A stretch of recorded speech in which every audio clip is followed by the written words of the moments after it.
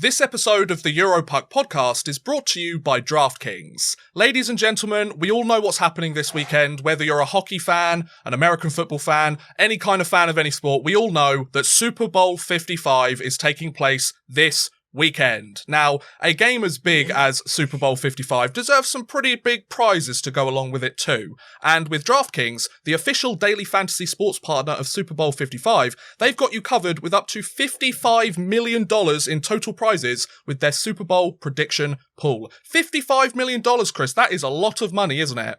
It is. It is an awful lot. Absolutely. So to get your share of the $55 million, like I mentioned, all you have to do is enter DraftKings' free Super Bowl prediction challenge. Once you submit your picks, you'll get a free instant prize worth up to $25,000. So all you have to do is submit your picks and you're in with a chance to earn yourself some money as well. And if you get the most predictions correct, you could win the top prize of up to $1 million, ladies and gentlemen. That's not a bad amount of money either. $55 million, $1 million, whatever you want. You can have it if you try with this. So, and if you're unsure as to whether DraftKings is the kind of company that would be able to do something like this, you can rest assured, folks, because DraftKings has paid out over $7 billion to its players since 2012. So, yeah, they know a thing or two about giving out a big payday to their clients, folks. So download the DraftKings app now and use promo code THPN to enter the free $55 million Super Bowl prediction challenge. Everyone gets an instant prize of up to $25,000 just for playing, so use promo code THPN to enter the free $55 million Super Bowl challenge, only at DraftKings, the official daily fantasy partner of Super Bowl 55. A big thank you to DraftKings for sponsoring this episode.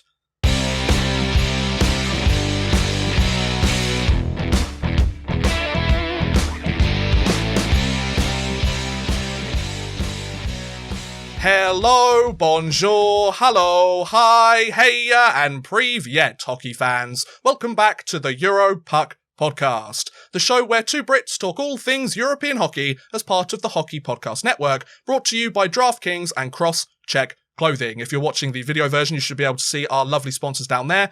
My name is, of course, Hayden, or Odd Man Rush, as you can see up there on the video version also, and joining me once again, to the surprise of literally no one, is the one, the only Chris Gadsby. Hey, Chris. Hello. How's it going? Yeah, I'm still here. That's good.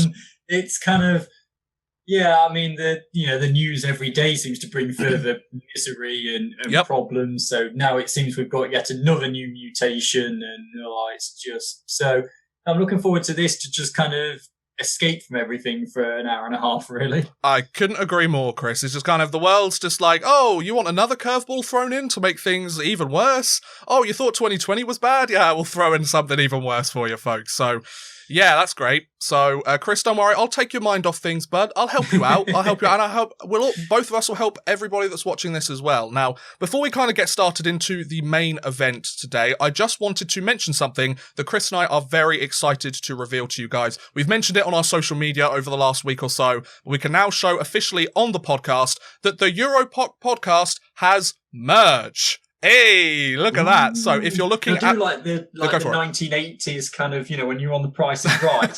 Here is this product here. It's a 24 volt juicer. It looks lovely. Look, you can juice it. Instead now it's a £30 hoodie.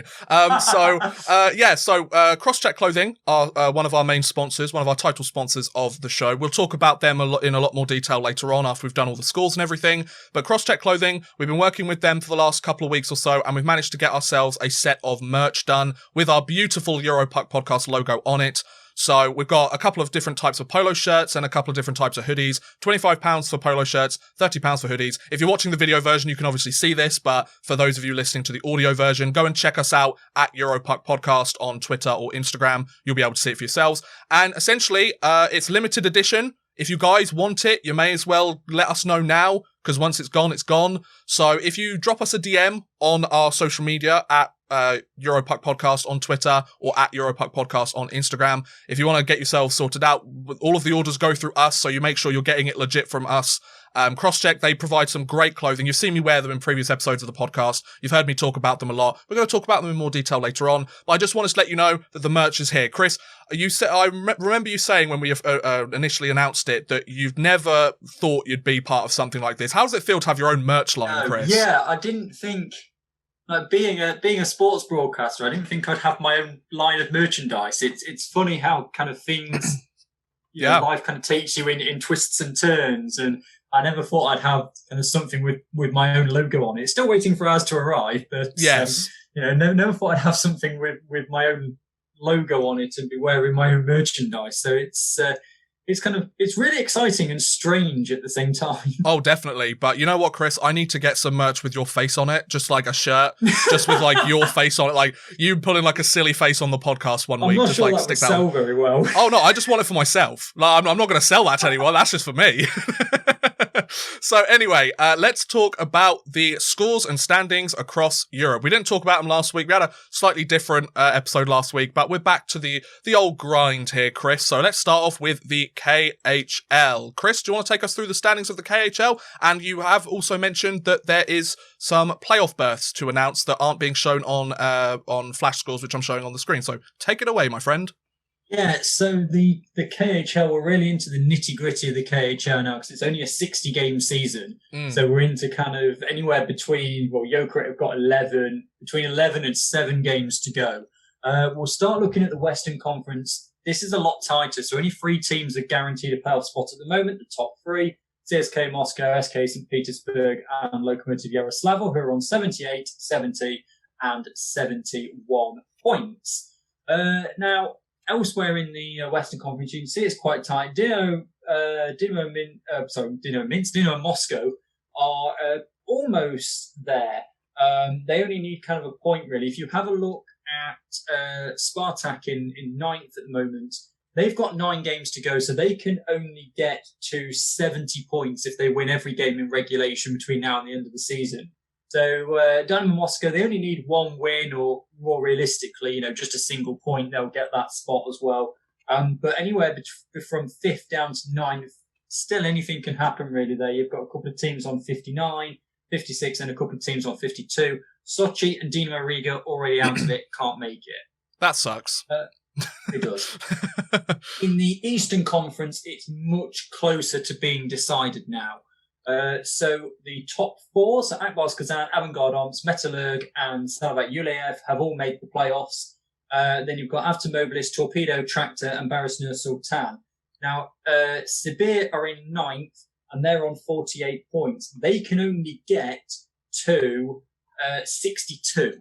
Oh, wow, and okay. Amur in 10th can only get to 60. So Amur are out of it as long as Baris and Tractor pick up 1 point in their last 9 games. Oh, wow. Which I'm pretty sure they're going to manage. You'd hope so.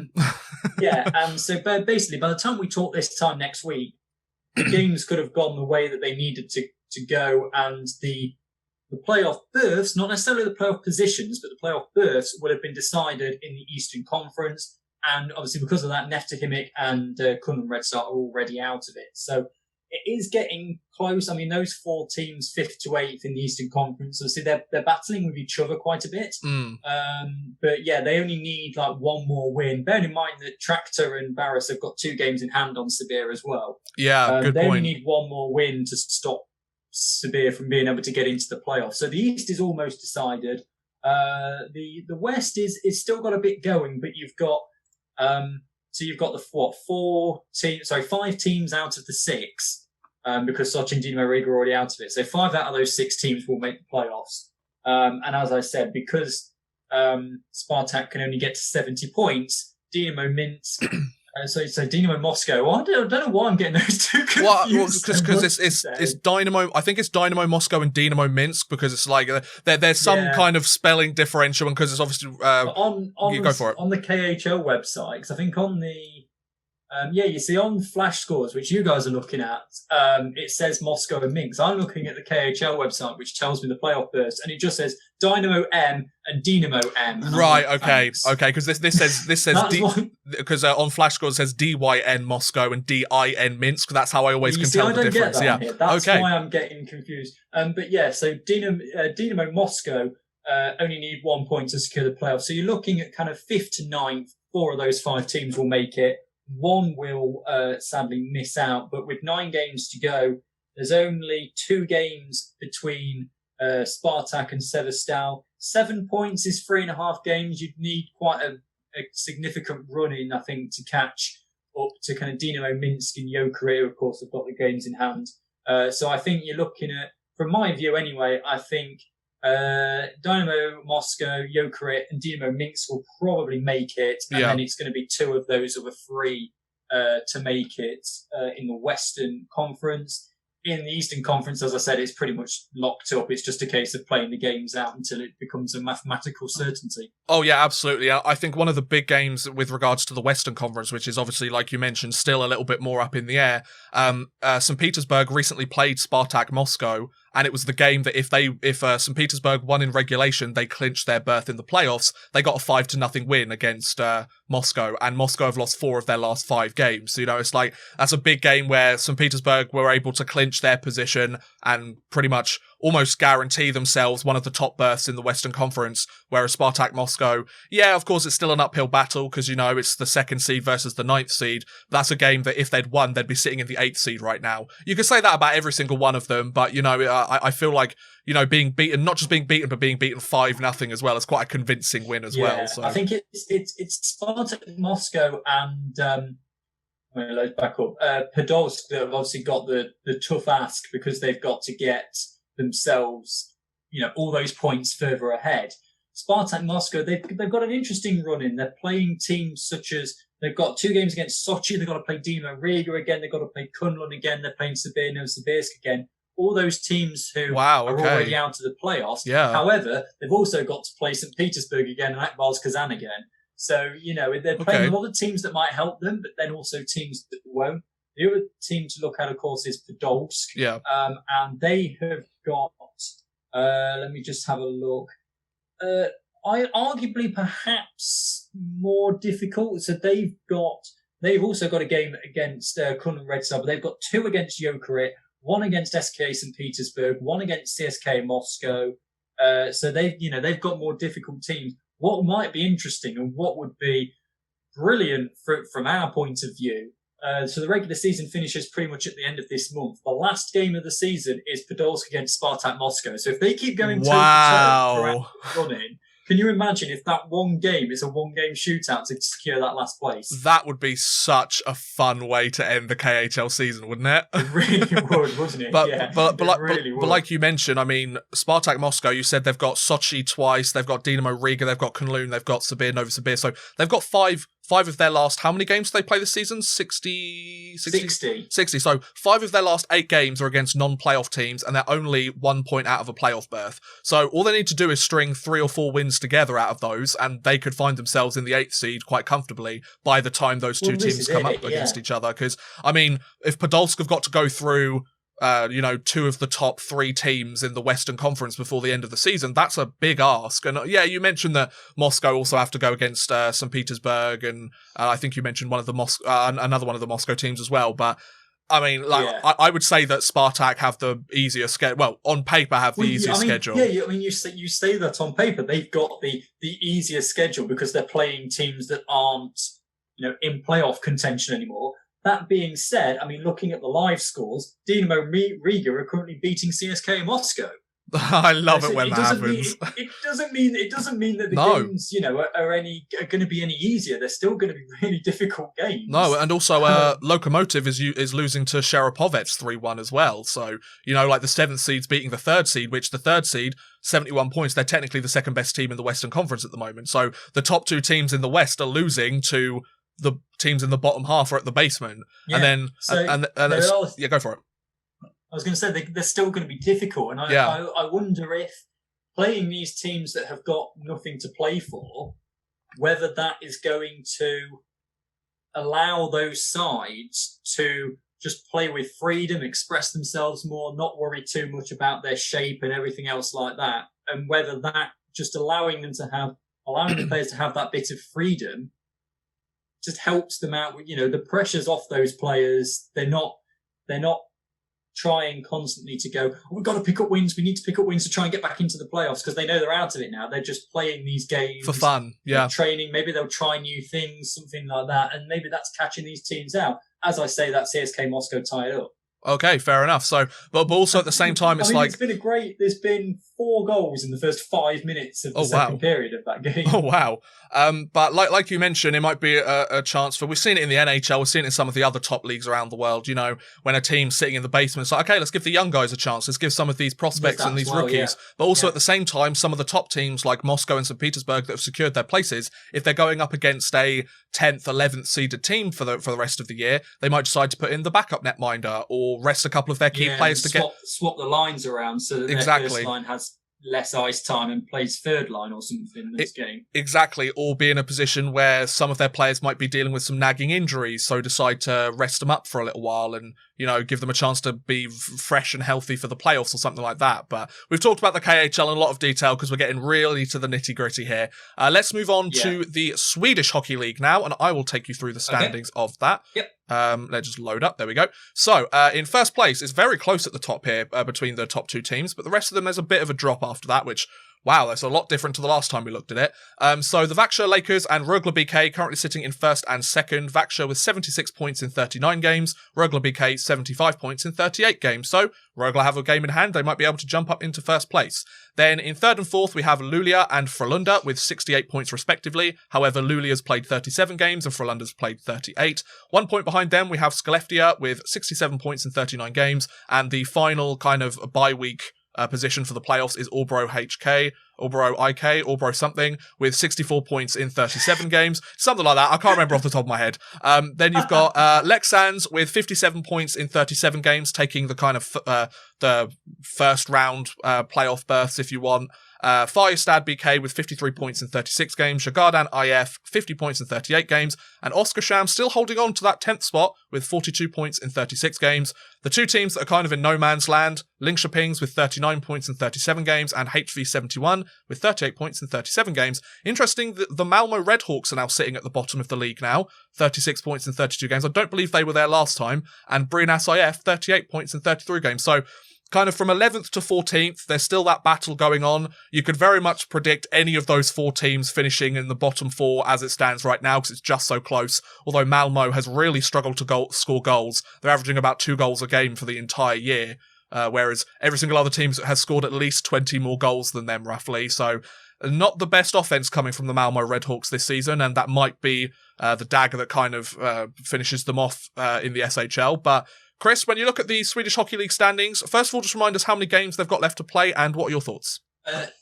So it's a 52-game season. So some teams up at the top, like Växjö, have got kind of 13 games left. Malmö's got 20 games left. Okay. So, you know, they can jump up. I mean, the 2 teams at the bottom, who are Malmö and Brynäs, have got like 3-4 games on everybody else. I've just realised that Malmö have only played 32 games and Brynäs have only played 33. That's a really big factor. Yeah. The other point to point out in this is nobody's got a playoff spot yet because it's 3 points for a win. Malmö bottom are only actually 2 games behind Oskarshamn in 10th. And, oh, wow. You know, they've got 4 games in hand on them. So, yeah. It's really, nobody has got anything kind of in terms of the playoffs. I had a look at it. I think it's very unlikely, that with 15 games and a possible 45 points on offer for Linköpings, like even Växjö Lakers right at the top haven't secured a playoff spot yet. Oh, wow. With 15 games to go. I mean, it is very unlikely that, you know, there are enough teams below Växjö that will get enough wins to overtake them. Yeah. But yeah, so it's, you know, it's not assured like that. And if you look at the form guide as well, like Växjö, they were on a run, but they did then just lose in overtime to Oskarshamn the other day. Oh, wow. So, you know, again, it's another league, I think, where anybody can beat anybody. And it is quite tight. You have got those teams at the top. I mean, you could probably say that with a 26-point margin, the top 4 are going to be in the playoffs in some form. Yeah. 26 points over Oskarshamn. I mean, that would be 9 games out of the, you know, the final 16 that they'd have to gain over the other teams, and that's probably not going to happen at this late stage. Yeah. So it's one of these things where, even though it's not mathematically certain yet, you can say, okay, well, these teams are going to be in the playoffs. The top 6 as they are now, with a 22-point gap to the drop out of the playoffs, you could say, okay, those top 6, we might not know the order and it might not be a certainty yet, but those top 6 will be in the playoffs. Yeah, it just depends on whether they're going to get a first round bye or not, because whether one of the other teams slightly lower down, like Lexans or Firestad, manages to go on a bit of a run towards the end of the season. Yeah, like when you mentioned the lack of games that Brinas and Malmo have played so far this season, like it really does kind of put some of the things I said initially in kind of into dispute a little bit, because like you mentioned, I mean, Malmo's got 7 games in hand on the top Vaksha Lakers. So, 7 games. If they were to go on a winning streak, which they won 3 straight games recently. So say if they win like 5 of those games, or like 4 of those 7 games, that's what, 12 points? That takes 12 points, 48 points, puts them in 10th. Exactly, so that puts them right back in the playoffs. So wow, I wasn't expecting the SHL to still be so competitive this late into the season, but those Swedes are some great hockey players, and they've managed to find a way to keep it competitive right until the latter part of the season, so fair play to them. But interesting. The teams that are going for it, I mean, you've got Skellefteå, who are on a, holy moly, 9-game winning streak. Oh, wow, okay. Skellefteå, who have really jumped up. Some of those were overtime, so it's not quite 27 points, but there. And then at the flip side of it, you've got Desjardins, who are on a 5-game losing streak, who are, they've really, missed out there. I mean, they could be on 65 and in a first round bye area, but instead they find themselves on 50. I mean, they've got themselves a bit of a gap. Yeah, that's fair enough, but still, when it's 3 points for a win, you do kind of have to start looking over your shoulders ever so slightly, particularly when Linköpings and HV71, they've got a game in hand, they win those, they're then only a few games behind you. You look at the kind of the run-in, I know it's a bit longer here in the SHL, but you look at the teams that they've got to, they've still got to play. They've got to play. So again, Desjardins, they're playing Linköpings on the last day of the season. They've got to play. They're playing HV71 as well. They're playing Skellefteå, which is their next game. In fact, that game will have happened by the time this comes out. So you've got the team on the best run of form in the league against the team on the worst run of form in the league. And then, like John, they've got to play Vaksho again. They've got to play Rögle. They've got to play Lelea. They've got to play Orbro. They've got to play Frölunda. They've got to play. I think it's So it's there are plenty of tough games coming up for a team who is not on a good run of form, and it only takes a few games to not go their way for them all of a sudden to not be looking at a playoff spot.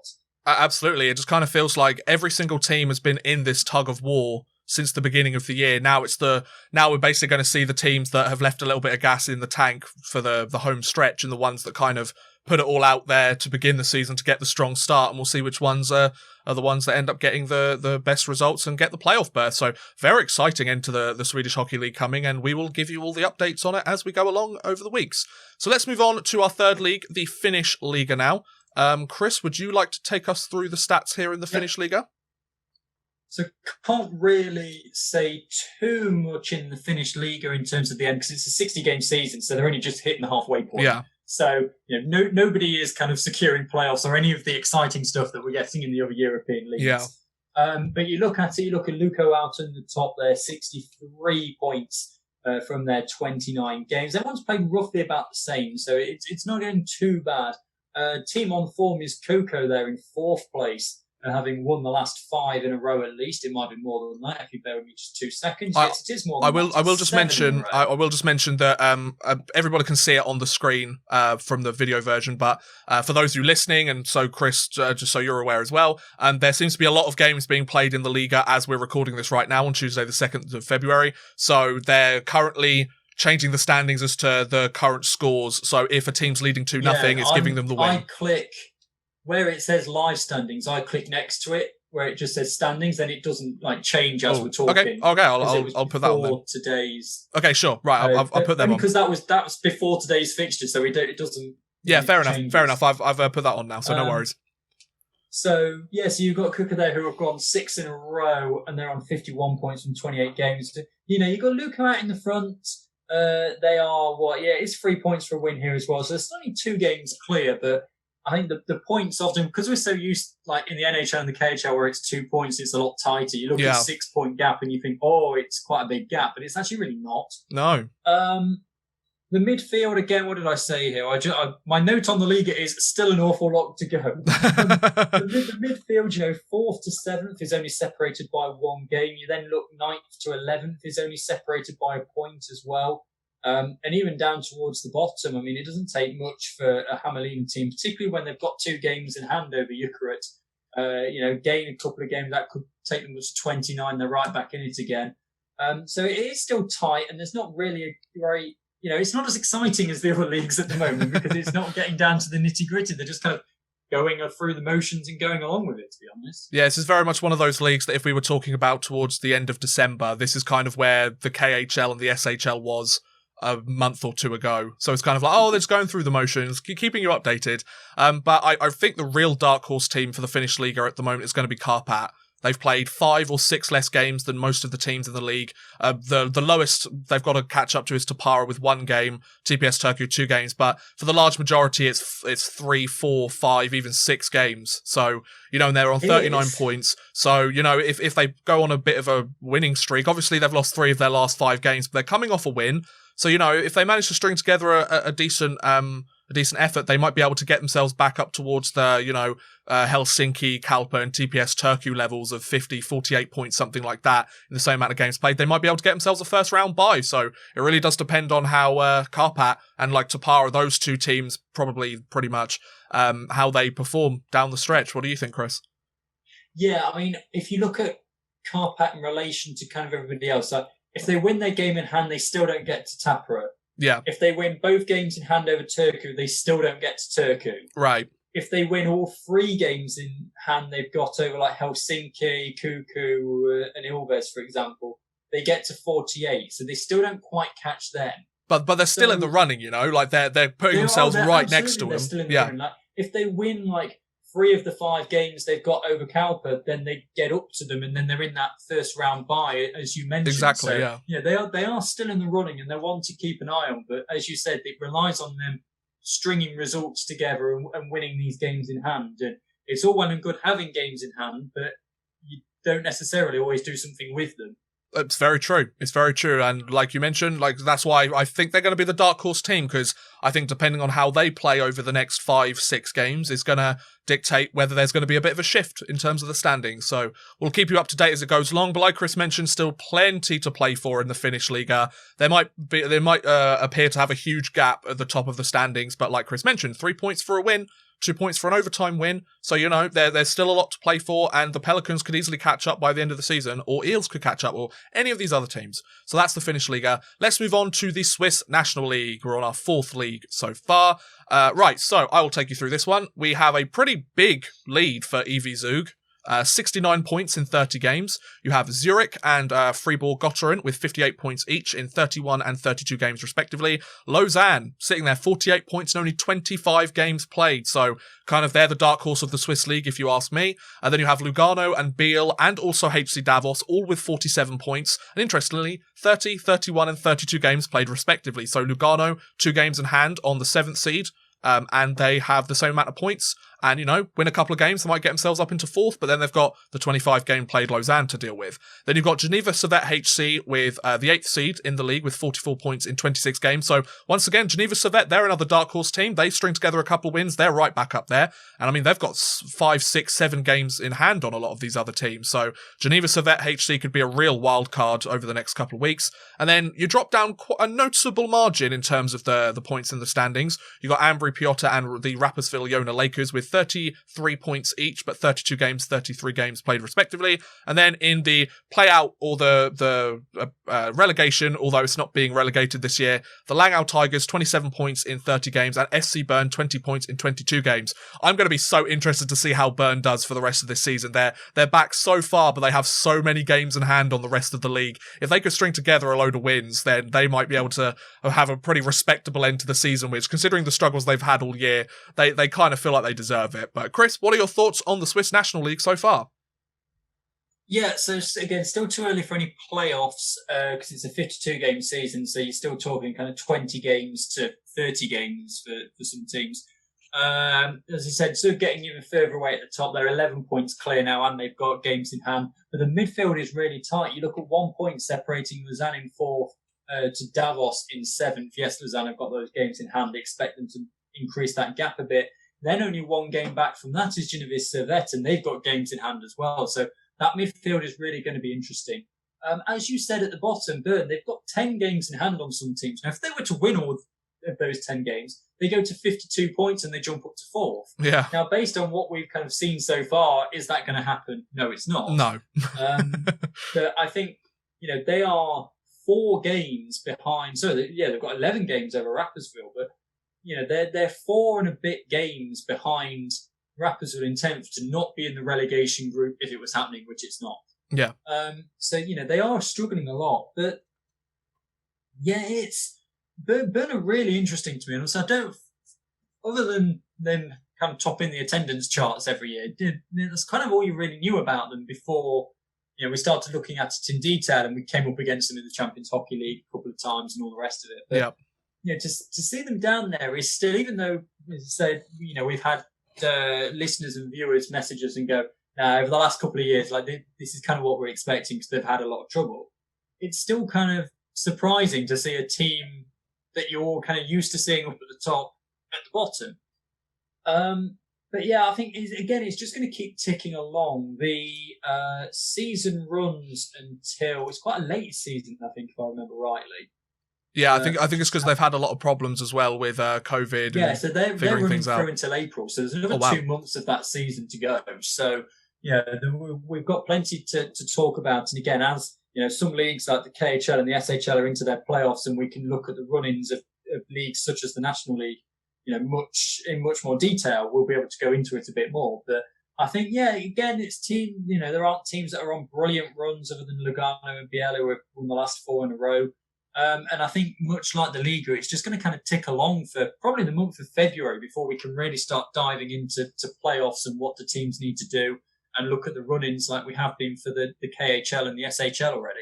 Definitely. And I think I always find it really interesting looking at the Lausannes and the Jiva Servettes and the SC Burns that have this big mount like these. They're kind of in the prime position to be like, look, we've kind of seen how the league layout is looking. We've got all of these games in hand, so we can play a real role in determining our future in this. It's not as if we're having to wait for other teams to win or lose games to secure our positions. We have the kind of our destinies in our own hands. We could just go in there, win a couple of games and get ourselves a really fortunate playoff position. And like you mentioned, only 13 points back from Rapperswil with 11 games to go. That's not only getting them out of the relegation if that was to exist this season, it gets them a playoff berth as well. So, they've got, win a handful of those games in hand and they're back in the playoffs. So it really is interesting to see. And it's interesting that we're starting to see the gaps open a little bit more, but also we're at that point in the season where some of those gaps that we're starting to see open, it really is like that deciding factor now of, okay, well, if things keep going this way, then the gap's going to be insurmountable. Oh, but if a couple of the lower ranked teams start to climb up a little bit, then they might actually get themselves back in the running and it'll be a competitive end to the season. It's always fascinating to see. I really enjoy it. But let's move on to the German DEL now, shall we, Chris? Do you want to take us through the standings of the North and South Division, please? Yeah, I was going to find my notes. Yeah, so obviously it's still really early on in the DEL because they had the delayed start. So there's not a great deal to talk about. You've got at the top, you've got Bremerhaven.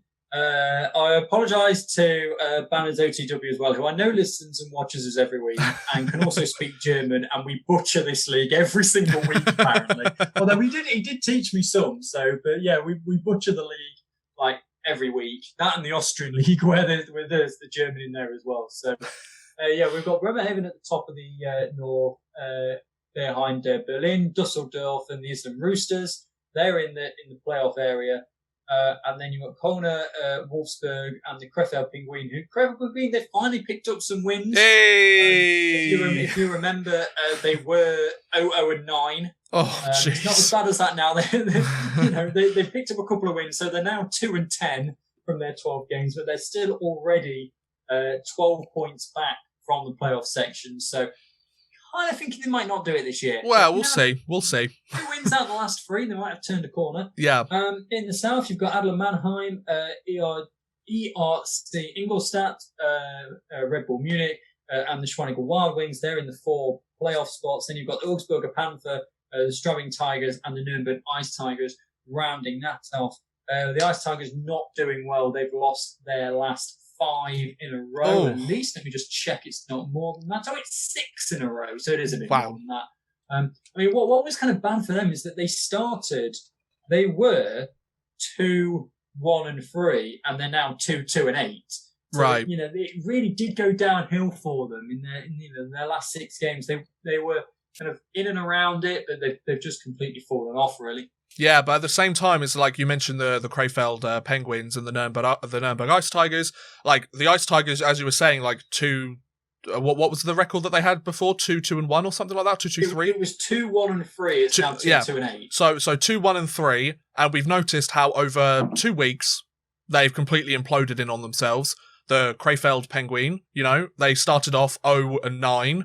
And they've managed to go 2-10 recently. So it's kind of like, it just goes to show you that, like, it's not the biggest difference for Krefeld, for example, but with the Nuremberg Ice Tigers, all it takes is a couple of weeks, and because they're so early on in the season, it can be the difference between, a team going on a 6-game losing streak and picking up 1 point in their last 6, or winning 2 of their last 3 games. And, sometimes teams take a little bit longer to get started, or there's so many different factors that go into it, like Krefeld. I don't know that any of this off the top of my head. This is just just an example of something that might be the case. Krefeld might have brought in a new coach or new players, or like a huge swath of new players into the organisation, and the first couple of weeks have been trying to figure out the new system of play. Now they've got the handle on it. It's 2 wins in their last 3. Like there's lots of different factors that could play into it. But at the same time, you've got teams like Adler Mannheim and Bremerhaven. They're obviously sitting at the top, playing really well for themselves. Both 4 wins in their last 5 games.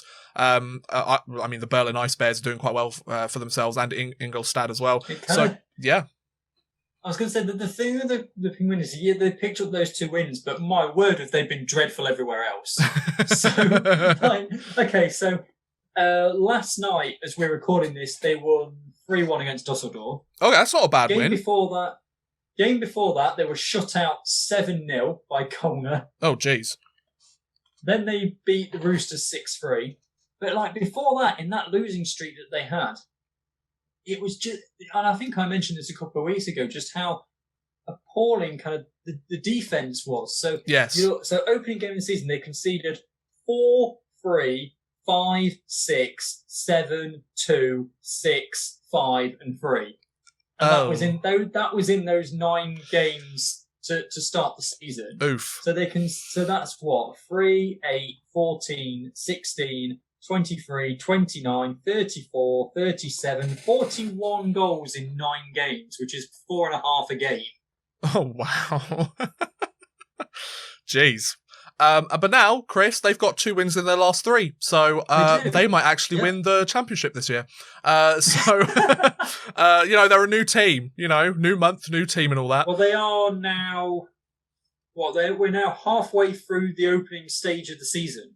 Yes. We have everyone playing 12 games. They played everybody home and away once. It might not quite work like that, but so we're halfway through this kind of north-south split. Oh, wow, okay. So we'll see what happens kind of over the next month or so as they finish off that, and then obviously they will look to plan, should things allow them to, look to plan for the north and south crossing, or they decide to just go completely north and south, and then the playoff final is the winner of the North and the winner of the South. We'll see what they decide to do. Oh, it's just so nice to hear a hockey league that's actually got everything figured out and have like a plan A and a plan B and a kind of like they've got a contingency plan put in place. They're my plans. I haven't seen that anywhere. I mean, let's be honest. That's probably what they'd do though. Like if they can't visit the South, they'll be like, well, let's just keep playing with the North. Keep playing in the North, and then have your first versus fourth and second versus third in each conference, and then just have the winner of those meet, so you limit the content. Exactly. So the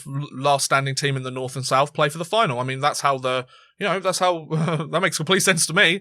Get on it, Germany. Right, check Extraliga. Let's go. Check Extraliga, yes. I'm going to go with the standings, not the live standings. And there we go.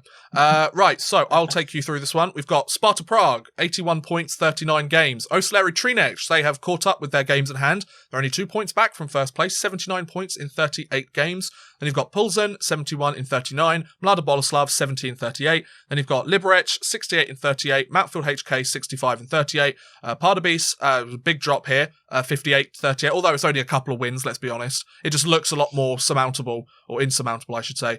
Then very close behind, Carla Vivari, 57 points in 38 games. And HC Cometa Brno, a lot lower than I would have expected them to be, 50 in 38. Litvinov, 50 in 38 also. Vitkovice, 47 in 38. Olomouc, 43 in 38. Then you've got the two teams outside of the playoff berths, Zlin and Cesk Budojovic, with 36 points and 26 points respectively. So, by the looks of this, I mean, it's a fight for first place between two teams. Pulzen and Mlada Boleslav, they are still in there to an extent because it's not the biggest lead, and like you mentioned, it's 3 points for a win in this league, as far as I'm aware it is, isn't it, Chris? Yes. Yeah, so it's 3 points for a win, so, you know, it's not the most insurmountable situation for Pulzen or Mlada Boleslav, but they're going up against a Sparta Prague that's won 5 straight and a Trinec that's won 4 straight. So, you know, good luck. You're going to need it. And then kind of the middle of the table, you've got Liberec and Mountfield HK. Then you've got Pardubice and Karlovy Vary. Then you've got Cometa Brno and Litvinov. Like, there's lots of little, like, inter-battles going on between the league. Chris, what are your thoughts on the Czech league so far? There are, yeah. So Extraliga, again, 52-game season. So 12, 13 games to go. As you're saying, it is starting to get that way. No one, again... so what am I having a look at? Yeah, Sparta Prague and Trinec, the only teams guaranteed to be in the top 12 at the moment. This is when I wrote this yesterday. So today's fixtures, and the fixtures by the time this comes out, it may have changed. Just looking at today's fixtures, Trinec currently 7-1 up against Vitkovice. Wow. The top 4 are all winning. So that could change. Let me just do some quick maths. 39 points takes you to 75. Okay, no, so it would still just be those top 2 at the end of today. But as you said, plenty of teams in that midfield. Anything from Mlada Boleslav down to Mountfield HK, they'll be looking to get 3rd and 4th spot and get that bye. And again, it is still quite tight because, again, with 3 points for a win, it's only 2 games between Cometa Brno and Vitkovice. And now the Olomouc are only a game back. It's going to be difficult for Zlin. They are 3 games behind, so they've got to kind of gain 25% of their results over on to try and get in there. So, you know, again, we're starting to get towards the sections now where it just starts to get interesting, particularly like in something like the Czech Extraliga. By the time we talk next week, they'll have played another, including the games tonight, they'll have played another 4 games. Oh, wow. By the time that we talk next week. So they're really going to be in that stage, and we'll be a lot further ahead next week. We'll know teams. Teams will be guaranteed playoffs. We may well, looking at it, know some of the teams that, you know, are either of those 2 teams not going to make the playoffs. We may well know by this point. So, yeah, it's the Czech Extraliga really rattling on towards the end of their season, which finishes, the regular season finishes on the 7th of March. So very similar to the KHL, there's 3-4 weeks left in that. So nitty-gritty in the Czech Extraliga as well. And we're going to have a lot of fun looking at what's going on and covering it for you, folks. This is a good part of the year. I love this part of the year. Oh, absolutely. And then once the playoff begins, it's even more exciting. So it's kind of like it's the initial fanfare of, the season's begun. And then you kind of get like a little bit of a lull as the season goes along. And then when you get to like the final month or 2, it kicks up again. And the playoffs are like, oh my God, it's great. So, right, let's move on to the Ice Hockey League of Austria and several other countries. Yep. And Chris, as it shows on Flash Scores right now, and as you mentioned to me before we started recording, the winners and losers stage has been decided. So do you want to take us through the standings so far, Chris? Yes. So the obviously it's a 40-game start to the season. So we know that 5 teams. So we know Bolzano, Klagenfurt, Ferivar AV19, the Vienna Capitals, and Red Bull Salzburg. We know they're going to be in the playoffs because they've made the winner's stage. Yeah. So they will definitely be in there. So 3 of the other 6 teams will also make the playoffs. I'm going to call it 3 of the 5 teams because the Black Winslings are basically out of it. Yeah. They're out of it. Yes, you get 3 points for a win, and they could, in theory, get another 45 points and elevate themselves up to 67 overall. I highly doubt that's going to happen. Yeah. And bear in mind that they'd need to overcome a 22-point gap, which is 7.5 games. And they'd need an overtime win in there as well. So let's call it 8. 8 out of 15 games minimum to get into the playoffs. You're thinking kind of no. So the way that this is going to work is that the teams will keep playing against each other in the regular season schedule until everybody's played 40 games. Okay. And then the top 5 will play each other home and away once, so they'll finish up with 48. And the bottom 6 will play each other home and away once, so they will finish off with 50. Okay. And then I was talking to one of our listeners' banners on the wall the other day, and he said that a few years ago, what they used to do was wipe all the points again, so it was like a mini league, but they don't do that anymore, which I can kind of understand, because if you've won and been doing really well all season and you're first in the regular season and you are, as it stands at the moment, 13 points clear of Salzburg in 5th, you kind of don't want those wiped out, really. Well, I mean, my question would be, well, what's the point in playing the first 2/3 of the regular season anyway if you're just going to wipe it? To decide who gets into the winners and losers stage. No, but at the same time, it's like the whole point of a regular season is to decide who's the best team over the long stretch, not just half a season. Like, that's what the playoffs are for. You know, it's like you get the regular season champion, and then if you want to limit the amount of teams that play, and then find out who's the kind of separate the wheat from the chaff in terms of the best teams already, that's when you have the playoffs, if you ask me. It's like, I feel like that's maybe it's because like that's how every single other league around the world does it, and it just makes sense to me, and that's what I'm used to. But kind of being like 2/3 of the way through the season, be like, you know what, we're just going to wipe all of your points, and you're going to start from scratch. It's kind of like, no, that's what happens at the start of next season. It does seem a bit back to front, doesn't it? But so you've got the top 5. They're now guaranteed to be into the playoffs, and 3 of the 6 teams. Of course, now, what they're doing once they split is obviously they're deciding which from those 6 teams are the best. Yeah. The best 3 to go into the playoffs. But it is going to be a tall order for those 3. Bear in mind, they're going to come up against the top 3 seeds. So as I said, we've got another, just check how long we've got left of the regular season. It can't be that long, really, I wouldn't think so. It's about a third, I would imagine. No, so it finishes this weekend. So by the time we talk next week, and particularly by the time the next week's episode comes out, we will be into the winners and losers stage, and we'll know exactly what advantages or otherwise the teams have. Okay, good to know. So I've just noticed that we've been recording for quite a while, Chris. We're just going to blitz through the lesser leagues because we've still got a couple of other things to talk about, and you've prepared another quiz, and I want to get all the questions wrong again. So first off, just a quick note. We mentioned it recently, but we didn't actually talk about it on the episode and the standings and everything. The Polish League. I'm just going to quickly take you through it because, like we mentioned last week, all of the playoff berths have been decided. It's just a case of where the teams finished. So after this episode, we've said it several times already, but now that all 8 teams have been decided, basically, the next time we're going to mention the Polish League is at the end of the season. Once all of the playoff berths have been decided, we can have a little chat about it. I mean, you say that, but like the end of the season is only a couple of weeks away. It's a 36-game regular season. Well, okay. Well, at least we get a little time off then. Talking about the Polish League. So Jastrzębie are in first place, Tichy in second, Torun in third, Una Oświęcim in fourth, Katowice in fifth, Podhale in sixth, Krakow in seventh, and Sanok in eighth. So Zagłębie and Gdansk are the 2 teams not making the playoffs, and with their records, as you can see on the screen right now, you can kind of see why. So that's the Polish League. There's not much to say. Jastrzębie and Tichy are guaranteed to be the top 2. We just don't know in which order. And Sanok are definitely going to be in 8th. Okay. So it's just that middle bit. So it's kind of, there's a bit to sort out because some teams have got games in hand, so they could still move. But first and second are Jastrzębie and Tichy. We just don't know which way around they're going to be. And Sanok are in 8th, and that's all we know so far.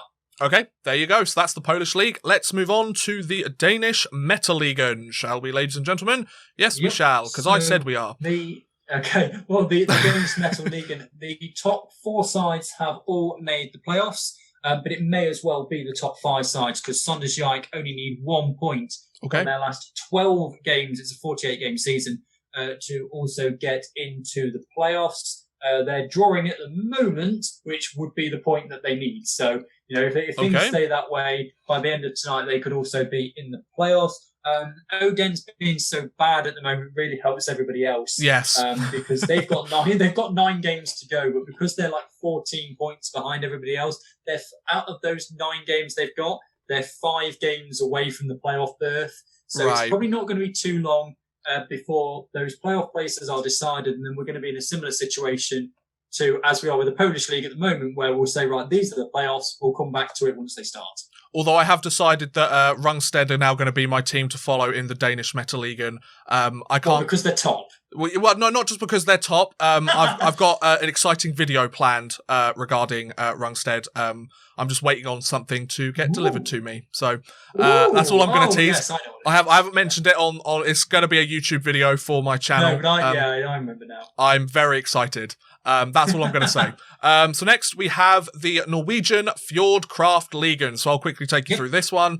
We've got a very close running at the top. Storhamar and Friskaska, 53-52 points. Valerenga, 50 points in third place. Stavanger, Lillehammer, Stjernen, Mangelrud and Sparta Sarpsborg are taking the rest of the playoff positions.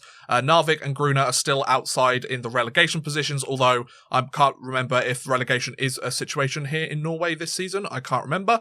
But Sparta Sarpsborg still have plenty of games in hand on several of the other teams and can see themselves jump up to at least 7th. Whether they'll get any higher, I'm not 100% sure, considering they have lost their last 5 games at least and have 1 point in their last 5.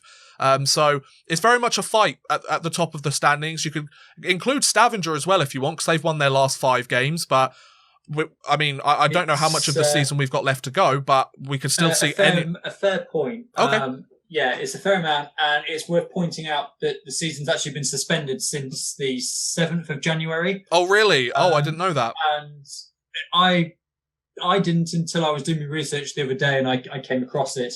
And they've only planned the fixtures up until middle of March. And the reason I say only until the middle of March is because when I looked at that doesn't leave teams on an equal number of games. So that's clearly not it. Right, okay. So whether that was going to be the end of the season and they've got to try and play catch up with some games, I'm a little bit unsure at the moment. Maybe one of our listeners and viewers can enlighten me on that. But yeah, the season's been suspended. It has started again now.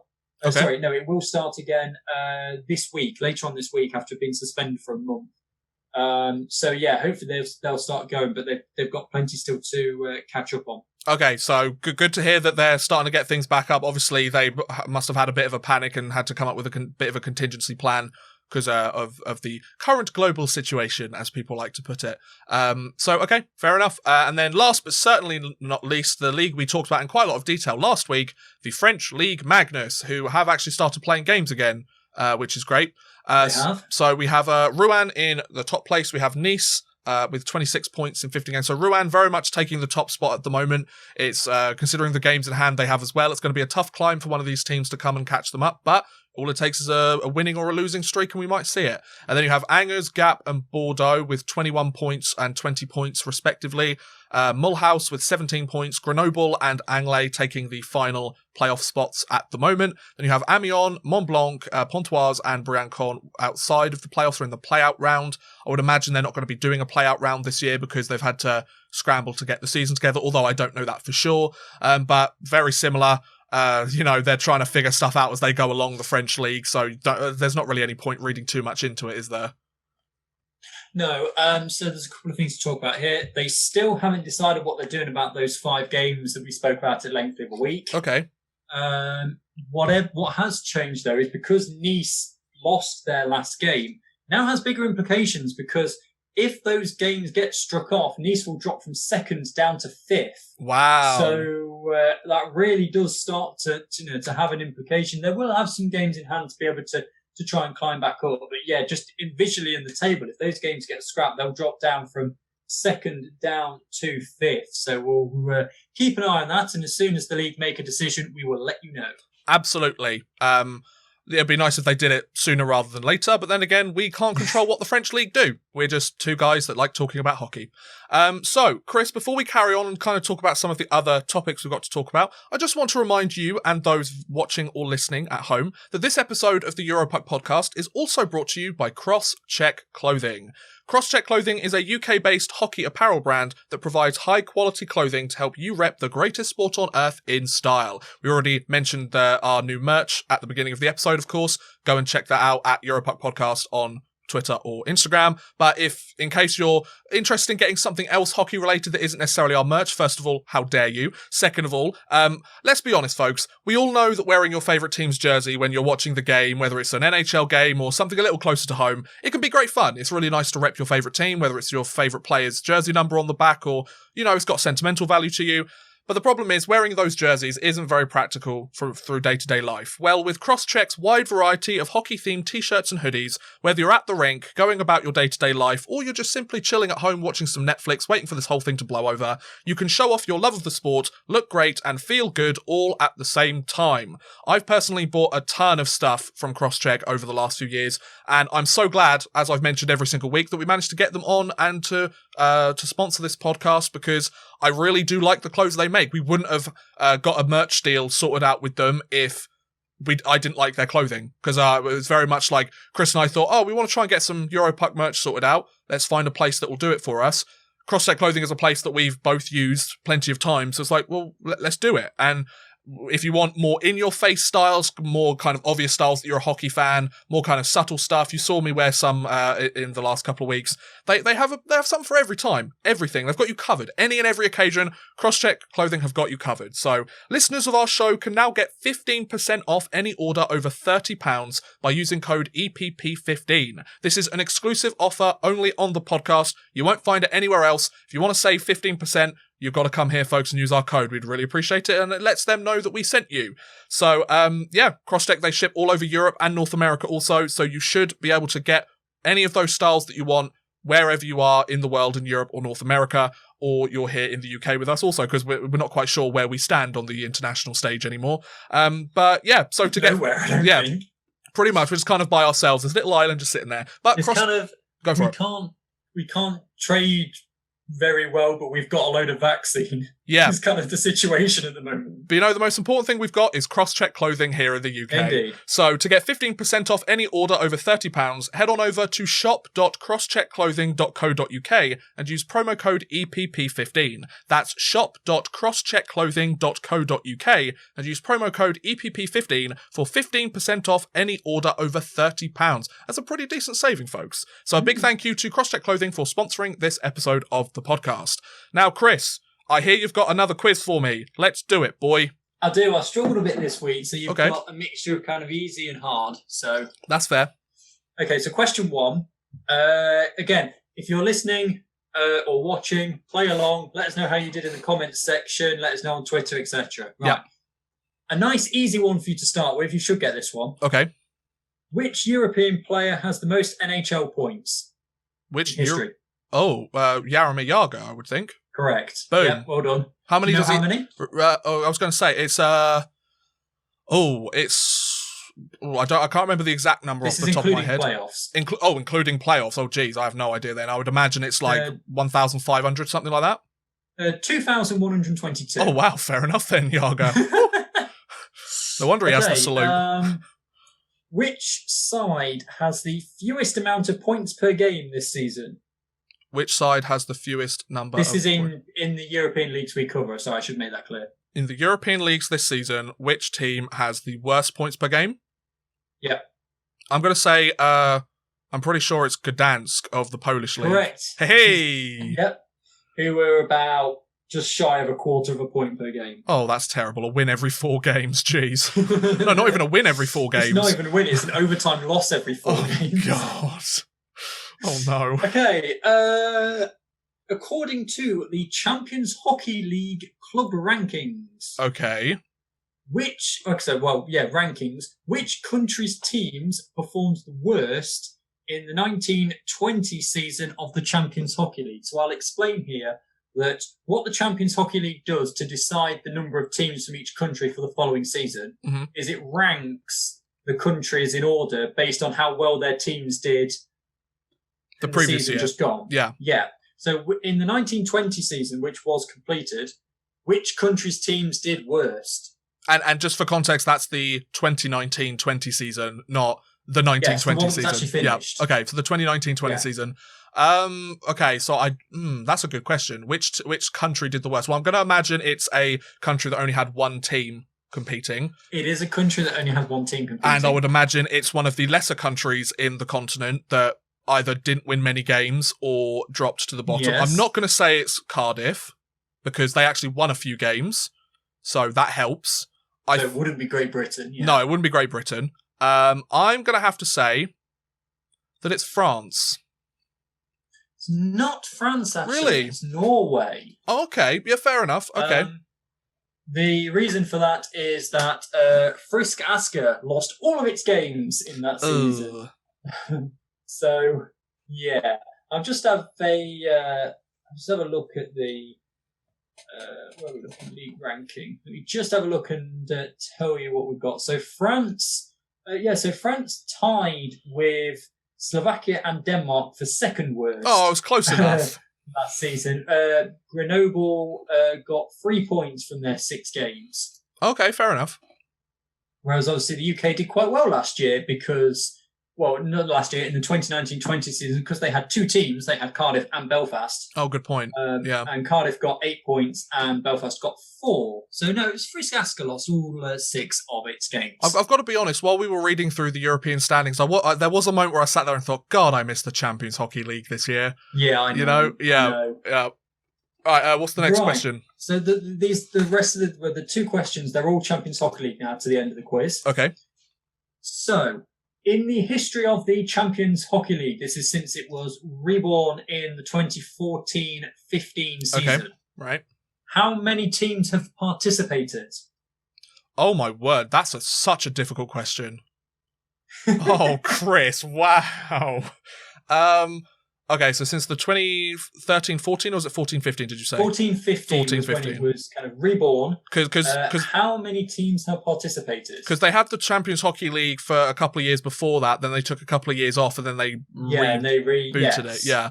Okay, so in the new current Champions Hockey League, well, I'd say that most, because they've changed it several different times, haven't they? And they're wanting to change it again.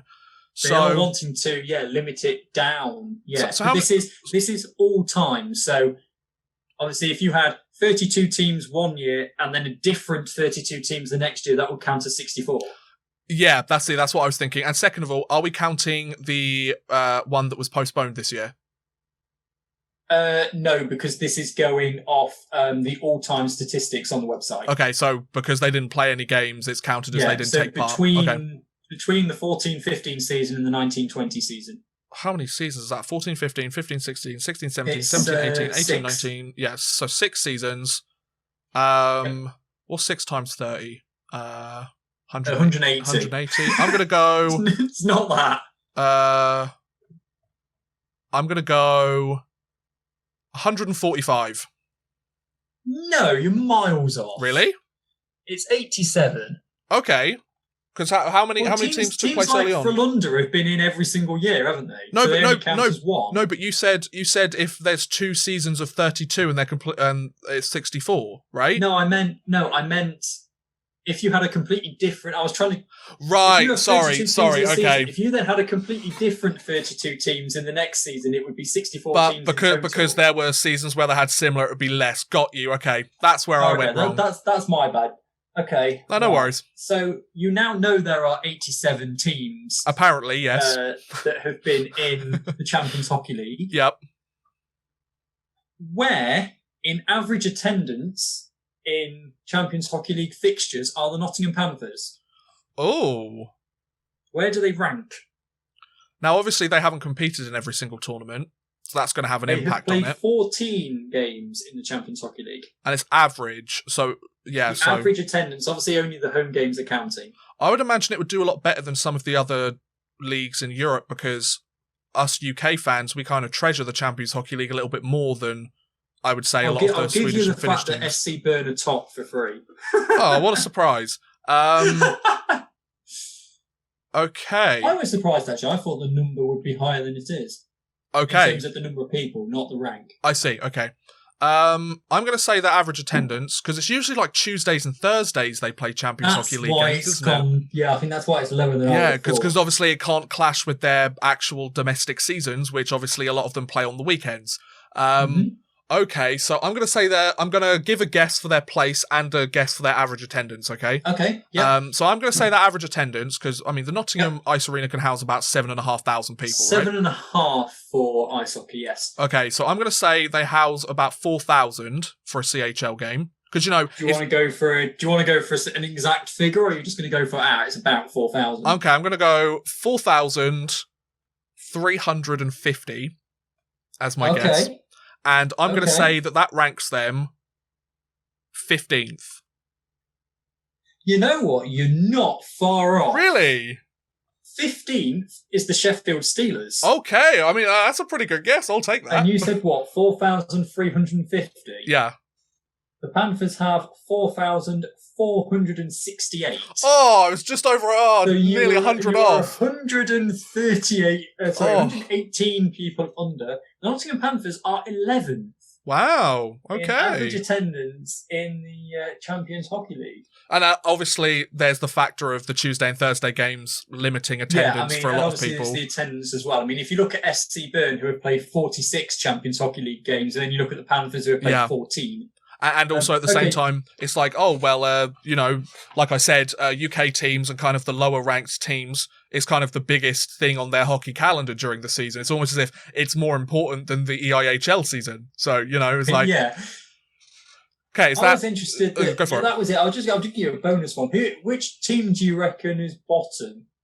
And I'll give you a clue. The average attendance is 799. Well, I'm going to imagine it's going to be either a Polish league team or a Norwegian or a Denmark team, I would imagine. I'm going to go for a Polish team, just for the sake of it.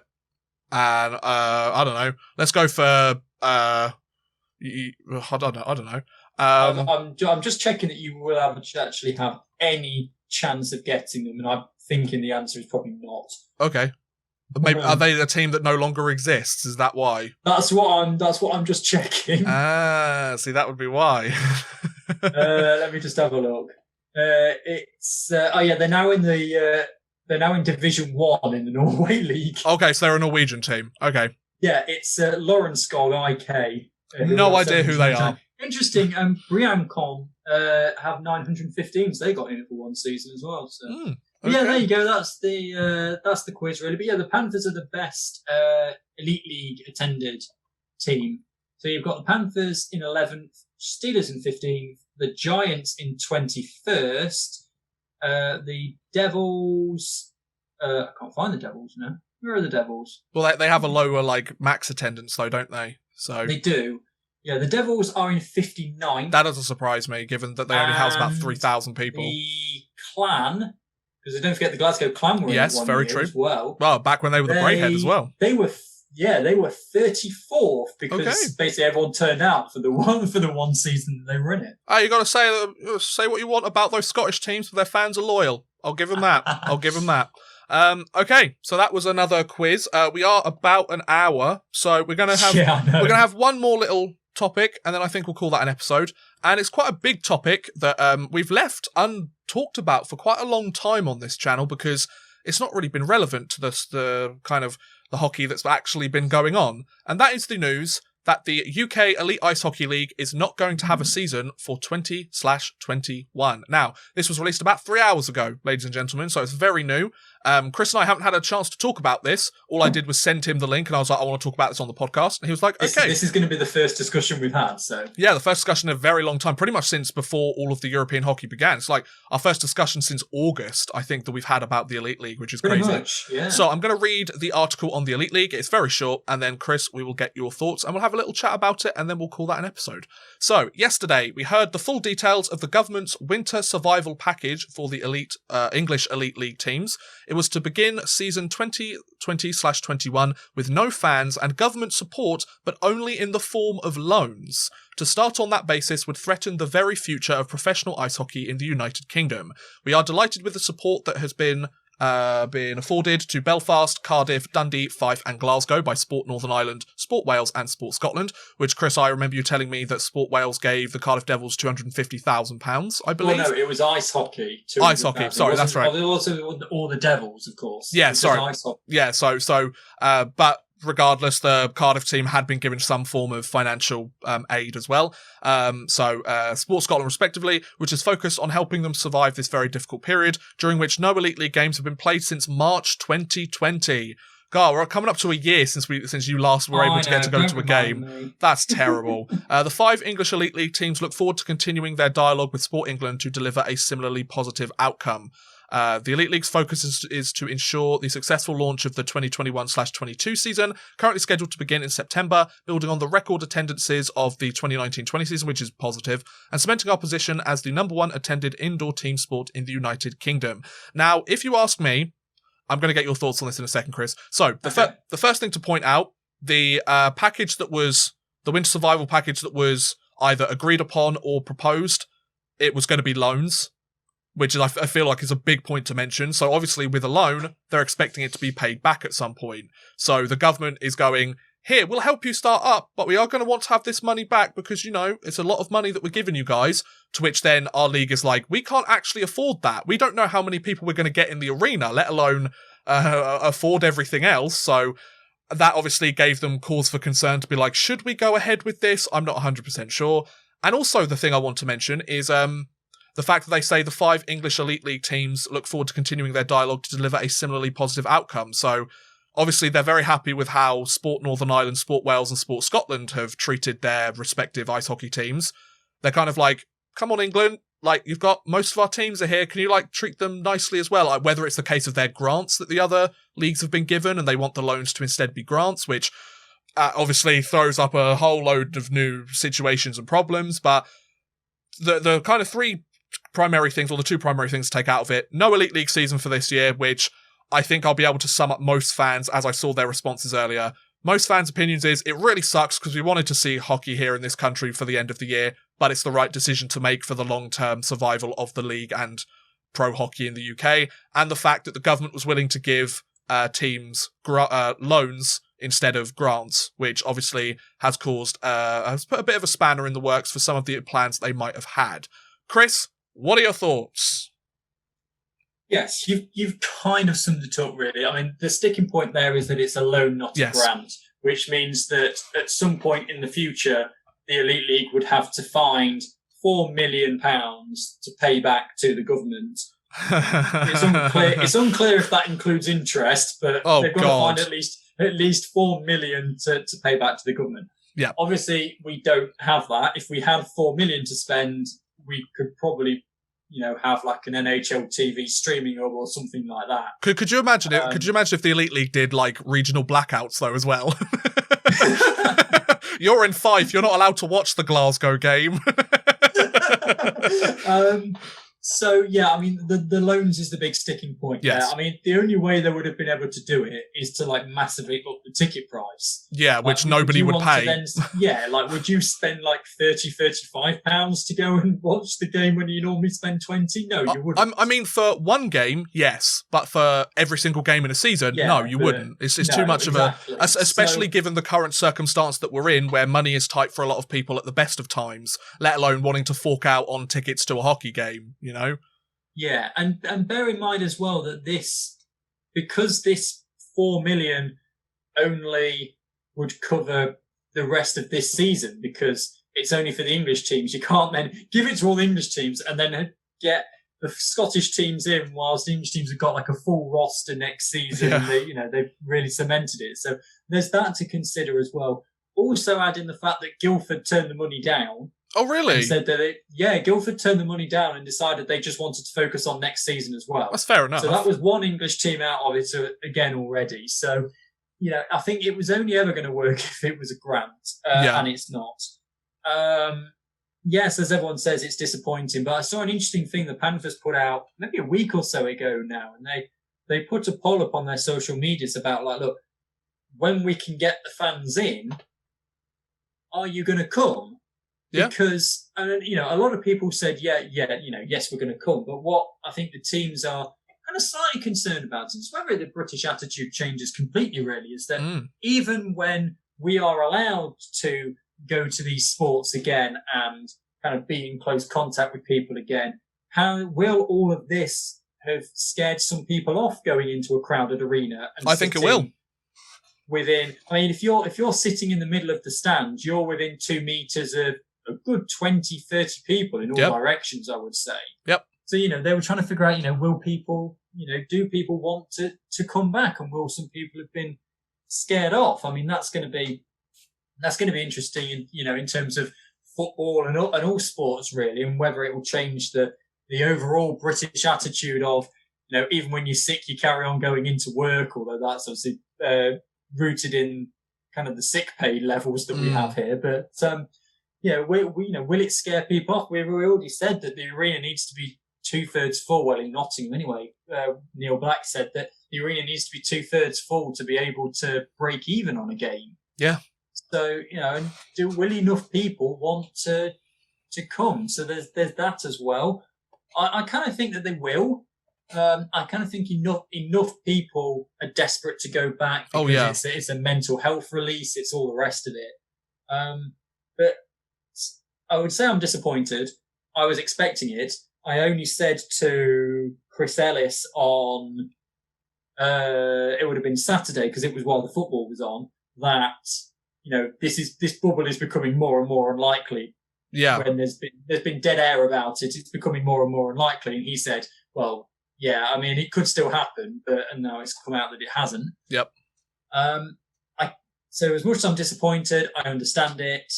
From a selfish point of view, in terms of my work, it's almost best case scenario for me, because now I know I'm not missing out on work while somebody else is able to. That's a good point. Yeah, it's kind of like the current situation has forced the hand, rather than like you deciding, is it safe for me to go? I mean, it's not so much that, because when you're in a box on your own, essentially. Fair, so you're not with anybody else. But the BBC has its own rules that you're not allowed to travel out of your own county, and I have to cross counties just to get to the office. So right, okay, I wouldn't be able to do it anyway. But yeah, so I think this is a sensible decision. As I said on guesting on another podcast last week. Shout them out, Chris. Shout them out. Let's do it. Yeah, shouting out on Hockey Across the Pond with Caitlin Berry, of course, we've had on this podcast Indeed. As well, and Mark as well. Great podcast. And I managed to get the title of the podcast as well, which I'm very pleased about. Hey. And I said then, I'm still not convinced that we're going to have a full Elite League season next year. Oh, yeah. And by that, I mean that I don't think we're going to be able to start end of August, September as we normally do. I think it might more likely be an October start. And I'm basing that purely on the government's current estimates of vaccinating every adult by the autumn. Yes. I'm purely going off that. Whether things go better or significantly worse between now and autumn, no idea. But I think as the Elite League says, have a successful launch of the 21-22 season, which they say currently scheduled to begin in September. I feel they may push that back slightly, but we'll have to wait and see. So to summarise, because I've rambled on a bit, disappointed, but understand, and I think it's the correct move. Particularly because they were loans, because it would just cripple the league. I mean, we'd see the league maybe run this year and then it would have to close because they wouldn't be able to pay back the loans, and they'd have to declare bankruptcy or something like that, and that'd be a whole kerfuffle as well. So I feel like the meme "disappointed but not surprised" is like the perfect thing to summarize this, but like in like an understanding tone as opposed to like a disappointed tone. But yeah, it's just kind of looking at the whole situation. The loans is obviously a huge sticking point. I think you're right in terms of the attendance. I think, the large majority of people are going to be so desperate to go back to the arena again that they'll go back. It's the casual fans that are going to, they're going to be the ones that hit the most, which at the end of the day, it's the largest percentage of those that go and watch hockey games for the most part. It's the ones that maybe go out with their friends for one weekend a season, or it's like the ones that buy season tickets every season, unless they're one of the vulnerable groups or they haven't been vaccinated, or it's really the whole situation has spooked them a little bit too much. They're going to go to the arena. They put their hard-earned money into the club every single season. So of course they're going to go.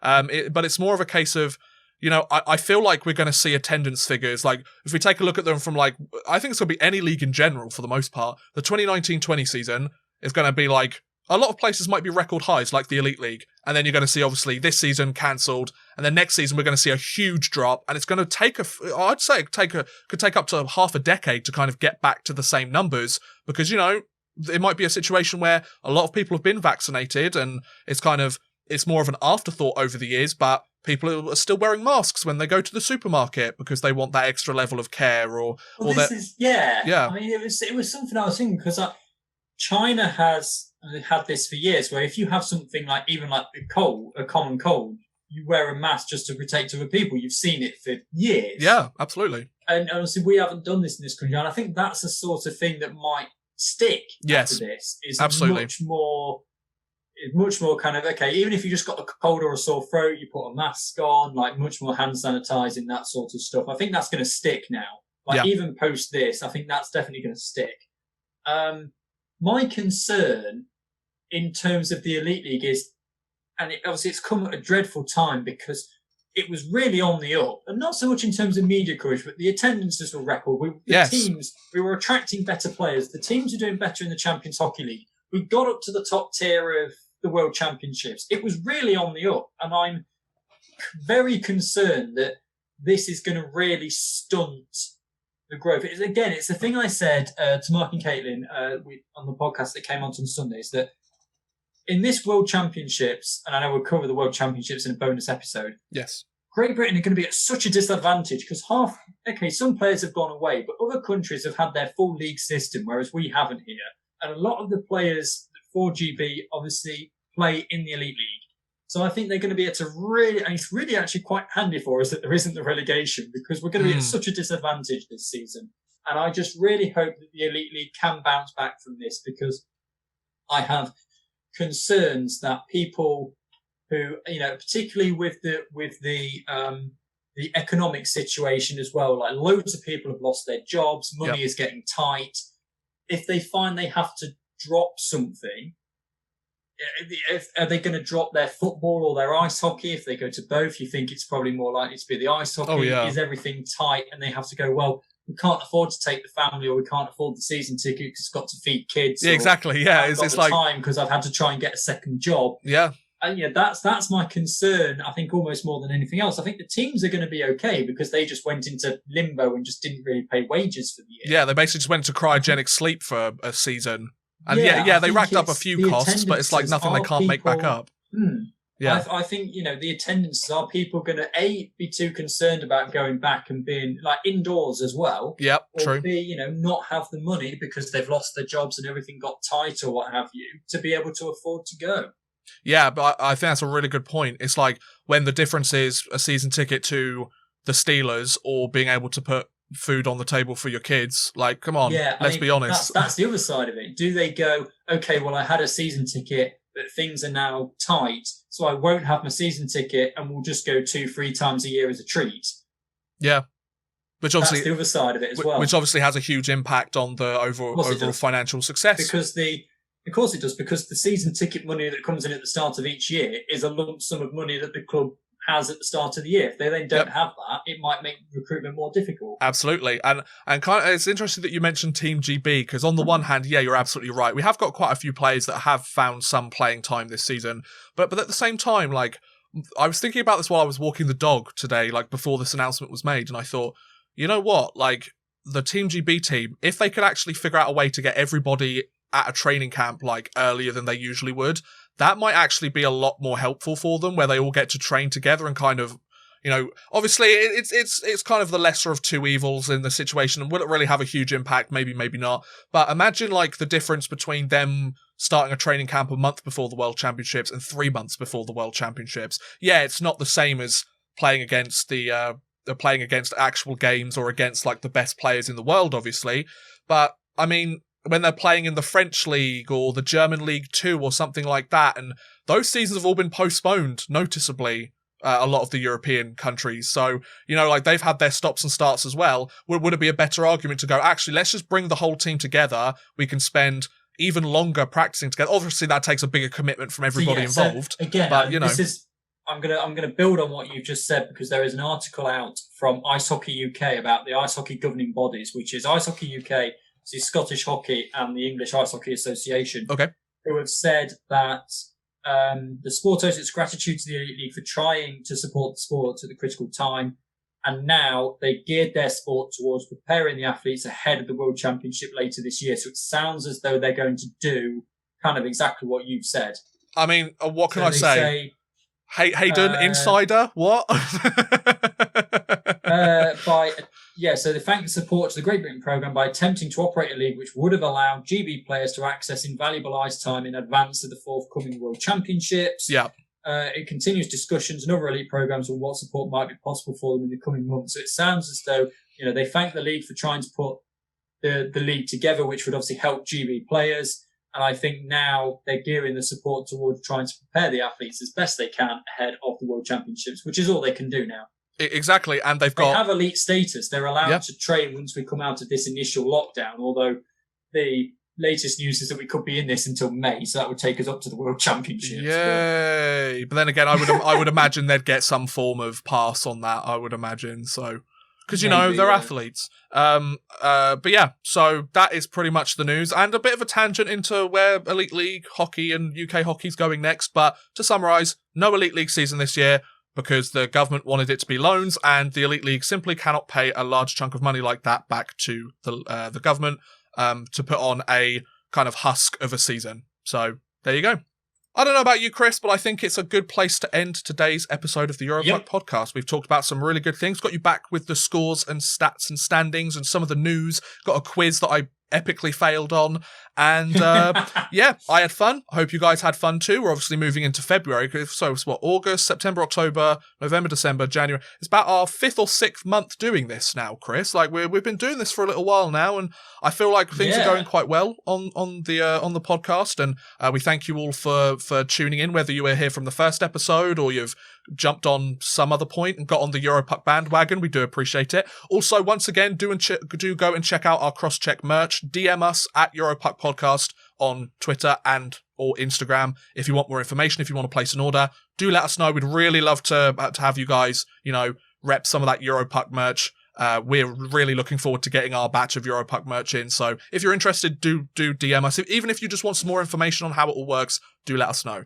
But yeah, on that note, I think this is a really good place to end today's episode. So thank you, everyone, whether you're watching, listening, anything like that. Thank you for joining us today. If you want to keep updated on all things Europuck podcast, or send us your thoughts, opinions, or questions, either from today's show or for our next episode, or any news or any topics that you want us to discuss, you can follow us at Europuck Podcast. As I mentioned, it's on the screen right now if you're watching the video version.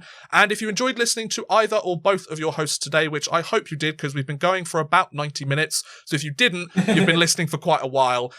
You can follow myself on Twitter at OddmanRushYT or Chris at Chris_Gadsby. So thanks again for listening, guys, and we'll see you again next time. Have a good one, folks.